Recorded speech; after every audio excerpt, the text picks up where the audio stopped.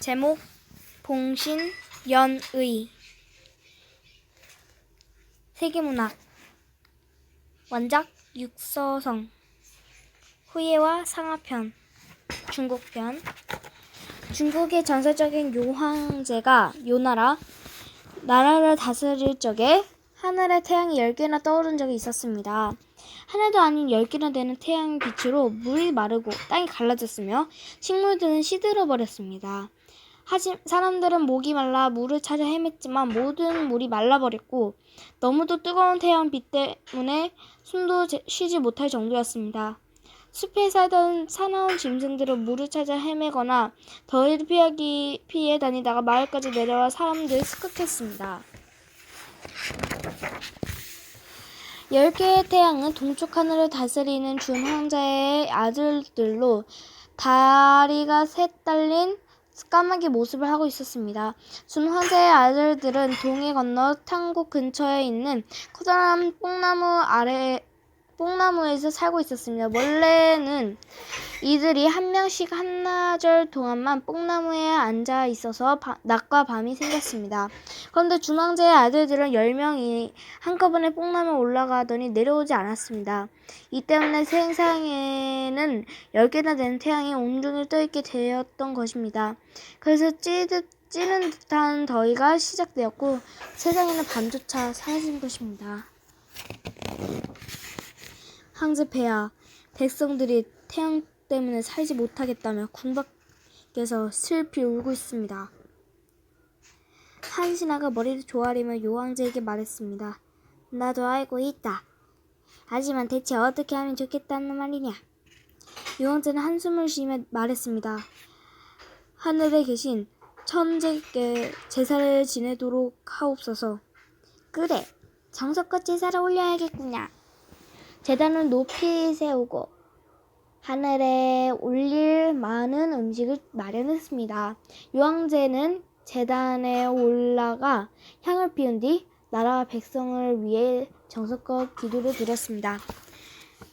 하늘과 땅을 다스리는 천재님, 제발 백성들이 예전처럼 편히 살 수 있게 해주십시오.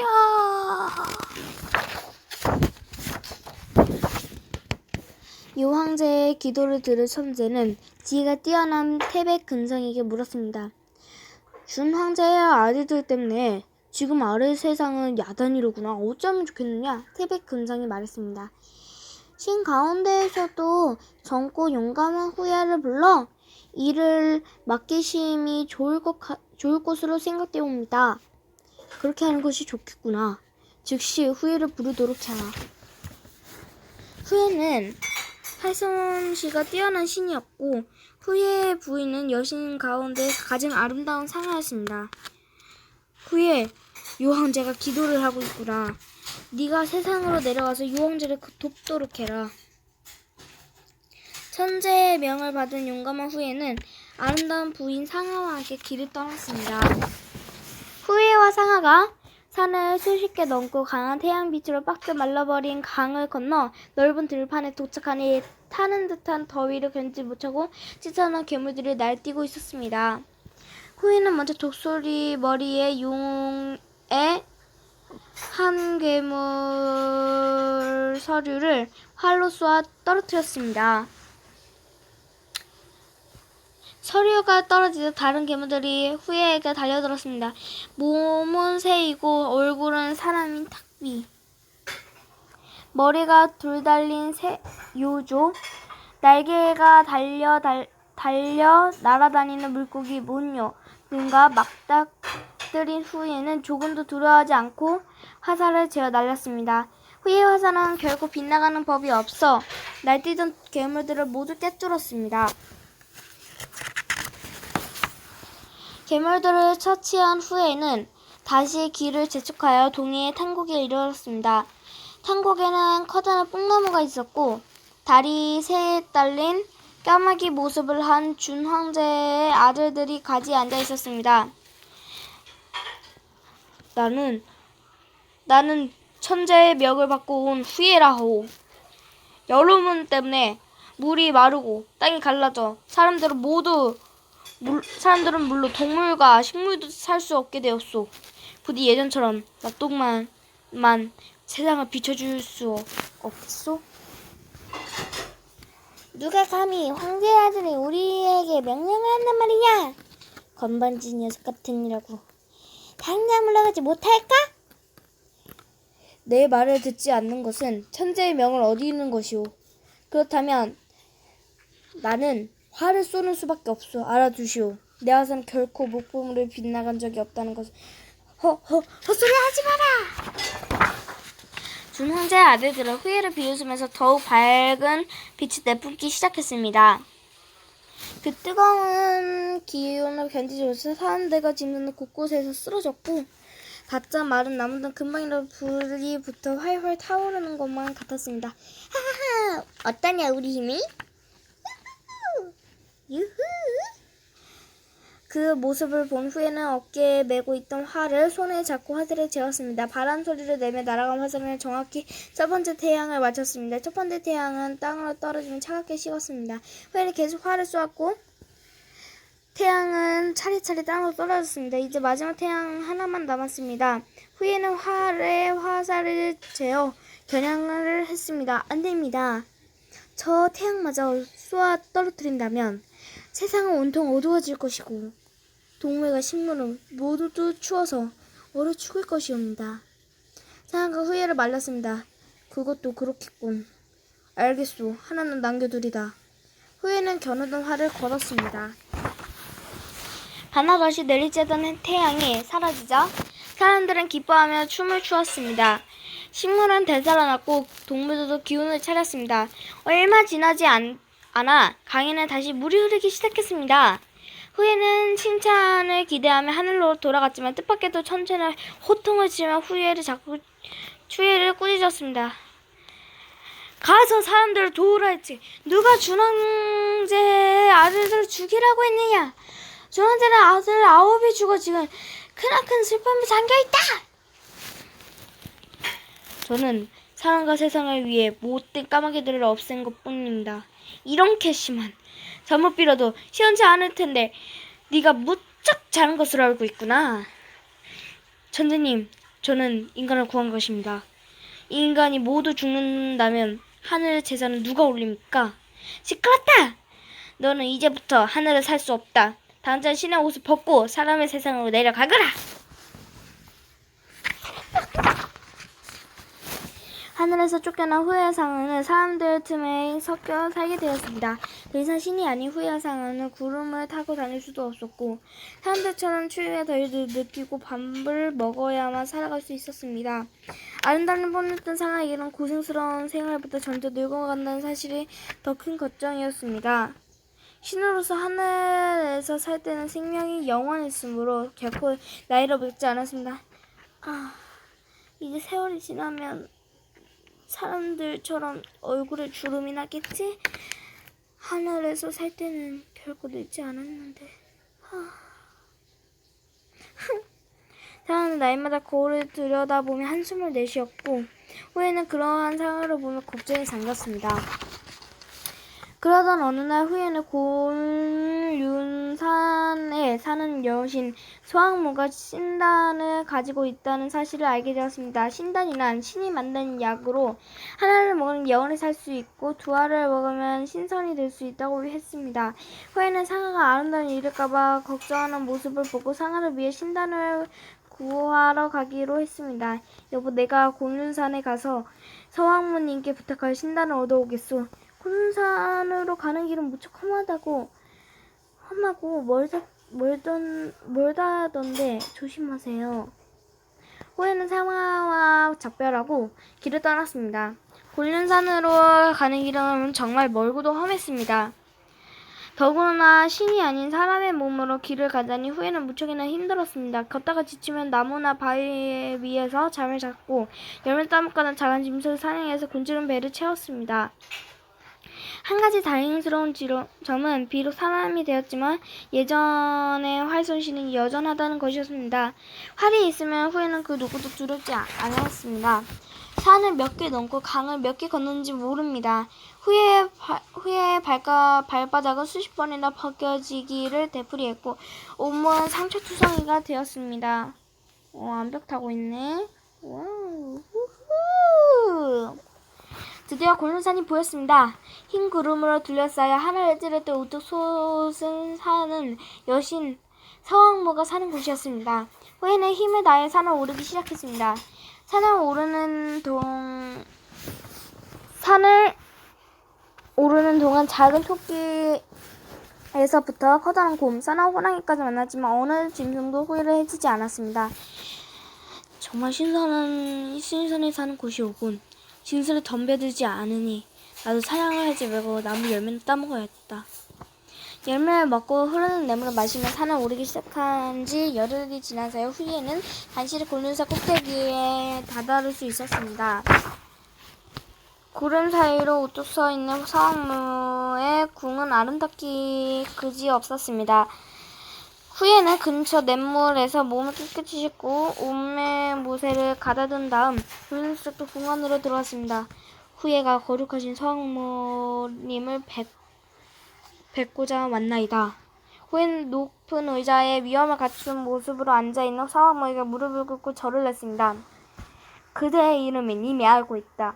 활을 잘 쏜다든지 작은 재주일 뿐입니다. 그대가 승리해준 황제의 아들들을 쏘아 죽인 것은 잘못한 일이지만 고통받는 사람들을 구해준 것은 칭찬받아 마땅한 일이다.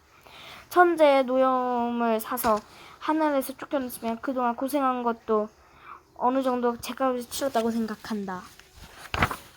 서왕모는 자신이 만든 사람의 편을 들어준 후예를 돕고자 했습니다. 그러나 천재에게 쫓겨난 후예를 다시 신으로 되돌릴 능력은 없었습니다. 내가 만든 신단 하나를 먹으면 영원히 살 수 있고 두 알을 먹으면 신선이 될 수 있다. 하지만 안타깝게도 두 알밖에 없구나. 이 신단을 줄터이니 돌아가 몸과 마음을 깨끗이 하고 좋은 날을 택해 아내와 나눠 먹도록 해라. 정말 고맙습니다, 서왕모님. 후예는 서왕모에게 고마운 마음을 담아 절을 하고 떨린 손으로 신단을 받았습니다. 후예가 신단 4알을 얻었더라면 상아와 2알씩 먹고 다시 신선이 될 수 있겠지만 2알밖에 없는 것이 안타까웠습니다. 그러나 한 알씩이라도 먹으면 하늘과 땅에 있는 한 영원히 살 수 있었습니다. 집으로 돌아오는 후의 발걸음은 가벼웠습니다. 여보, 내가 돌아왔어. 어머나, 돌아오셨군요. 그동안 고생이 많으셨죠? 상아의 얼굴에 웃음을 띠며 후예를 반갑게 맞았습니다. 웃음 짓는 상아의 얼굴은 평소보다 훨씬 아름다웠습니다. 서왕모님께 신단 2알을 얻어왔소. 하나를 먹으면 영원히 살 수 있고 2알을 먹으면 신선이 될 수 있는 약이라오. 4알을 얻었다는 좋으로만.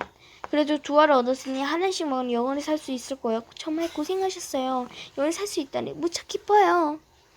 내일 아침 일찍 일어나 몸을 씻고 기도를 드린 다음 신단을 먹읍시다. 나는 잠시 눈을 붙여야겠소. 한시라도 빨리 상아를 만나기 위해서 쉬지 않고 달려온 후에는 너무 지친 상태에서 눕자마자 깊은 잠에 들었습니다. 자는 후에는 꿈을 꾸는지 장구대를 하며 몸을 뒤척였습니다. 그 바람을 품에 간직하고 있던 신단 2알이 방바닥으로 굴러 떨어집니다. 놀란 상아는 얼른 신단을 집어들었습니다.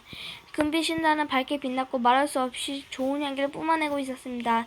신단을 손에 든 상아는 좋은 향기를 맡자 문득 이런 생각이 들었습니다. 하나를 먹으면 영원히 살 수 있다고 했지? 하지만 영원히 살 수 있을 뿐 세월이 그러면 늙은 것 아닌가? 나도 주름이 많으면 할머니가 되겠지? 하지만 2알을 먹으면 신선이 된다 했어. 신선은 결코 나이를 먹지 않으면 다시 정물 모습을 지을 수 있을 텐데. 남편만 두고 어떻게 가지? 나도 고민이네. 응, 꿀꿀. 상아는 고민에 휩싸였습니다. 아름다운 모습을 그대로 간직하려면 신단 2알을 다 먹어야 했습니다. 그렇지만 신단은 2알밖에 없으니 후에 하나씩 먹을 수밖에 없었습니다. 한 알만 먹으면 영원히 살 수 있을 뿐 아름다운 얼굴은 세월이 지나면 사라지고 말겠지요? 자신을 위해서는 2알을 먹고 싶지만 후회를 외면할 수는 없었습니다.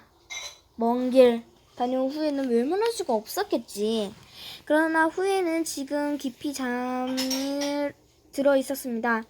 상아가 신단 두 알을 다 먹더라도 알 수 없겠지요. 결국 상아는 아름다움을 간직하는 욕심에 혼자서 신단 두 알을 먹고 말았습니다. 결국 신단 두 알을 먹었네? 와, 못된 놈이다. 싸가지가 없네. 상아는 몸이 점점 가벼워지는 것을 느꼈습니다.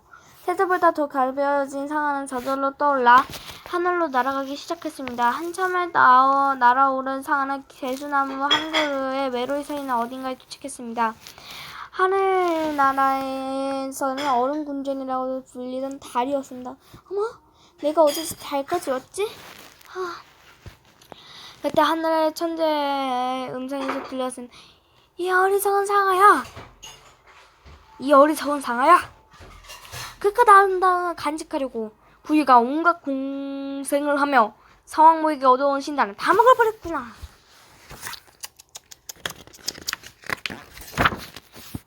후예가 준 황제의 아들들을 팔로 쏘아 죽인 죄는 크지만 사람이 이렇게 했기에 어느 정도 고생시킨 다음에 다시 하늘로 불려드리려고 했노라. 하지만 인간 세상에 살다가 갑자기 하늘로 올라올 수 없기에 사왕모에게 신단을 주어 세상에 나쁜 기운을 씻어내도록 한 것이었다. 신단을 하나씩만 먹고 얼마 안 있으면 용을 보내 너희를 하늘로 데려오려 했는데 너는 그만 욕심을 내어 두 알을 모두 먹고 말았구나. 선생님 용서해 주십시오. 이미 늦었다. 너는 아주 흉측한 모습이 되어 차가운 얼음 궁전에서 외롭게 지내야 한다. 그리고 네 남편 후에는 식단을 먹지 못하였으니 앞으로 죽을 때까지 사람들 틈에서 살아야 한다. 모두 제 잘못입니다. 상아는 후에 눈물을 흘렸지만 너무 늦었습니다. 상아의 아름다웠던 모습은 온데간데 없고 흉한 두꺼비 한 마리만 남아 있었습니다.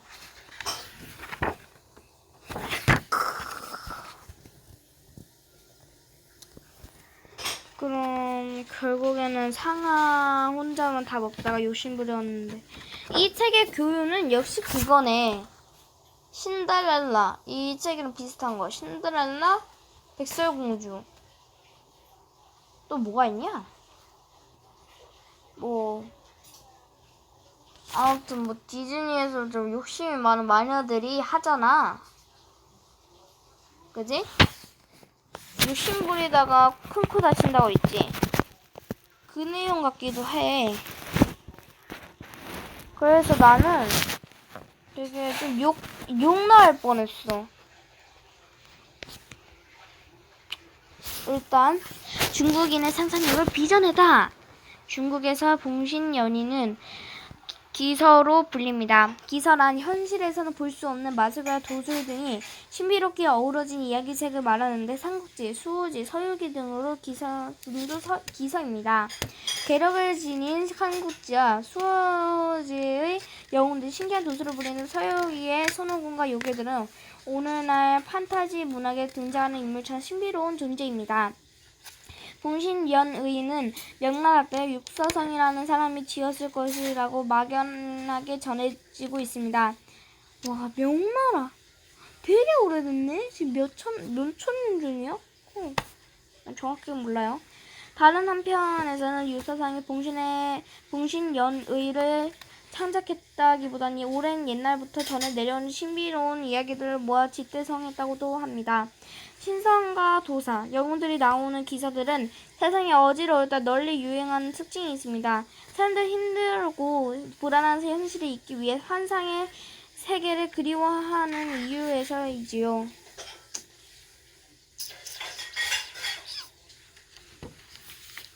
동양을 대표하는 판타지의 원료, 봉신연의는 임나라와 주나라 때부터 전해 내려오는 신화나 설화, 도술 이야기가 등장하는 고대 장편 소설입니다. 고대 중국 왕조를 모델로 도사, 태공망이 신선세계와 인간세계를 넘나들며 활약하는 다양한 이야기들로 이루어져 있지요. 이 책에 실린 후예와 상하 이야기는 봉신연의의 방대한 내용 중 극히 일부분입니다.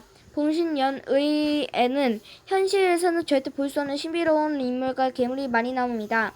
다리가 셋 달린 까마귀 모습을 한 10개의 태양, 독수리 머리에 용의 몸인 서류, 몸은 새요, 얼굴은 사람인 탁비, 머리가 둘 달린 새 유조, 날개가 달려 날아다니는 물고기 문요, 영원한 생명을 누릴 수 있는 사악모의 신기한 약신단 등 마치 판타지 소설을 읽는 것처럼 환상적인 세계가 펼쳐집니다.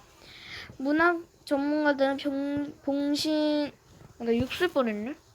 봉신연의를 서양에서 판타지의 근원으로 생각하는 그리스 신화와 자주 비교하곤 합니다.